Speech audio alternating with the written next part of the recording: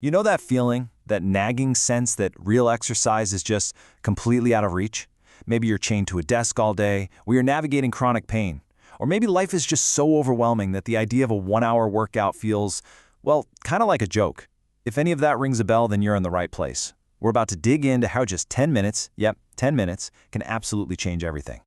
And this, right here, just gets to the absolute heart of it. This comment from a Reddit user, Yasmin Maria, just nails a feeling that so many of us have.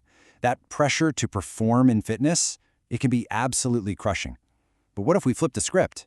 What if the real goal wasn't about performance at all, but just being a little kinder to ourselves? Okay, so before we even get to the solution, let's just be real about the problem, right? For so many of us, there's this huge wall between wanting to move and actually doing it. And let's be super clear, this has nothing to do with being lazy. It's about facing real, legitimate obstacles. And I bet some of these sound familiar. You've got the sedentary office job that leaves you feeling stiff and totally drained, or chronic pain and illness that makes every single movement feel like a negotiation.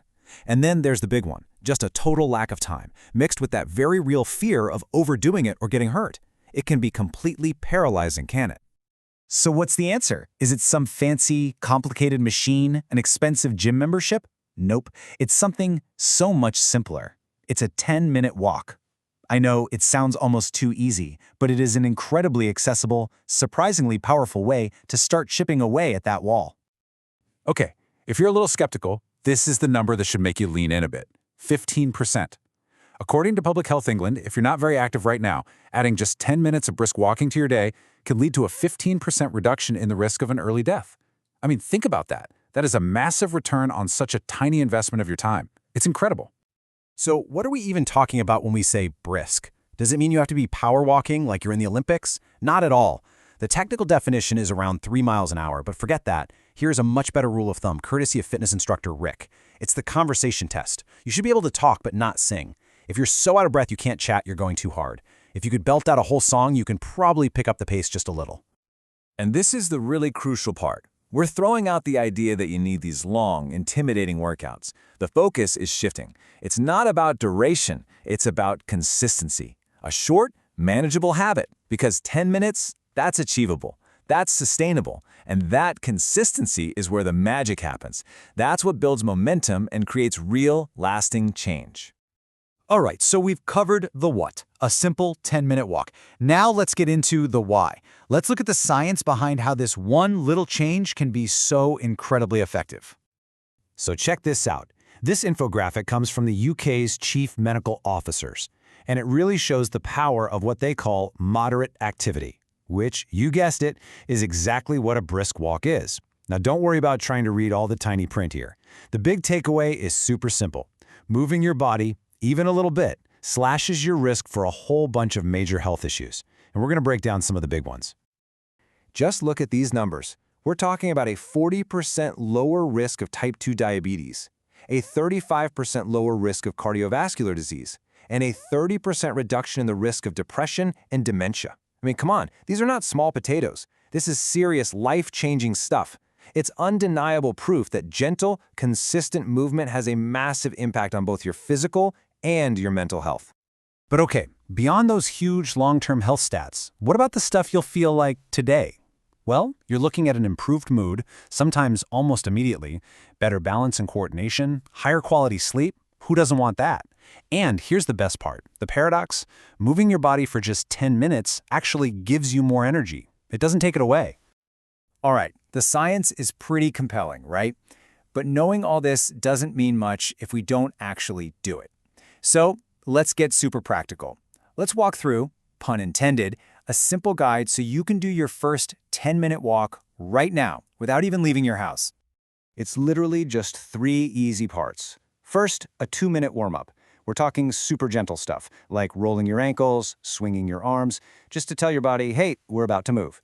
Then you've got the main event, 7 minutes of active walking. And this can be as simple as marching on the spot or doing some side steps while you watch TV. Finally, a 1-minute cool down. Just slow your pace right down, maybe do a little standing calf stretch, and that's it.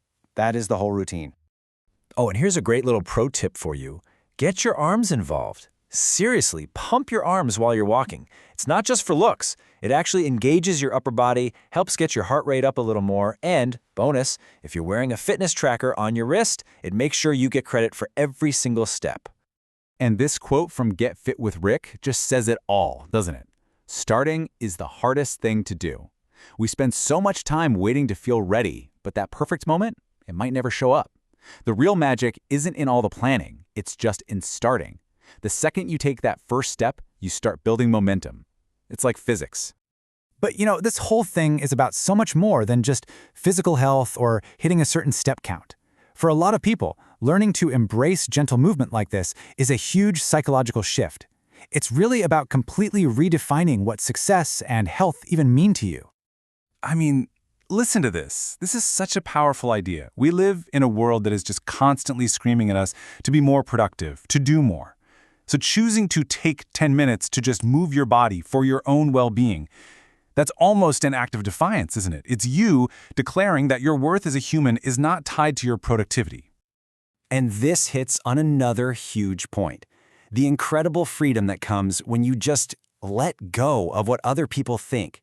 When you stop comparing yourself and just focus on what your body can do today, man, you release this enormous mental weight. This journey is yours, nobody else's. And this, right here, might be the ultimate expression of self-compassion. Listening to your body. That is not a failure. It is a victory. The moment you start seeing rest, not as giving up, but as a necessary and valid part of your health journey, that is maybe the most revolutionary step of all. So, okay, we've looked at the walls we all face, we found a simple solution, we've seen the science that backs it up, and the deep personal changes it can bring. There's really only one thing left to do, and that's just to begin. And please remember, the goal here is not perfection. It is not about hitting some arbitrary step count. The goal is self-compassion.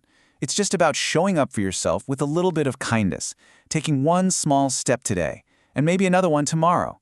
That's it. That's where the real revolution happens. So I'm going to leave you with this one question. And look, it doesn't have to be a walk. It doesn't have to be for 10 minutes. But just think about it. What is one kind thing you can do for your body right now today?